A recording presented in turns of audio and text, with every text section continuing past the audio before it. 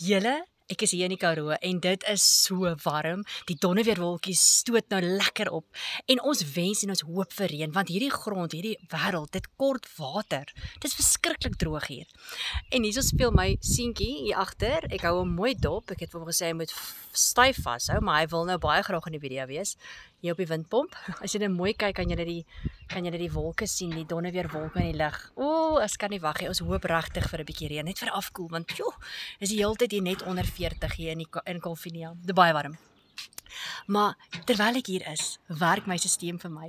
Ek het vanoggend 'n lekker WhatsApp status gepost, een van my videoetjies, en so het mense na my toe gekom net deur daai een status te deel op my WhatsApp. En dit is die krag hiervan. Hulle wil almal weet, wat doen ek? Hoe kan ek dollar verdien hier in die Karoo waar daar niks is nie? En hulle is absoluut ongelooflik. Hulle wil net deel raak hiervan. Hulle wil net kom luister. Hulle wil kom luister na ons volgende aanlyn klas. Ek dink is hierdie donderdag. Waar is ons nou? Ek weet nie, ek is op vakansie, maar die 8ste Januarie is ons eerste aanlyn klas vir 2026. Jy kan dit nie mis nie. Sê daar vir my aanlyn en ek stuur vir jou daardie link aan dat jy ook kan kom luister hoe ons as Suid-Afrikaners hier in die Karoo, enige plek in die wêreld kan aanlyn inkomste verdien in dollar. Jy is so welkom.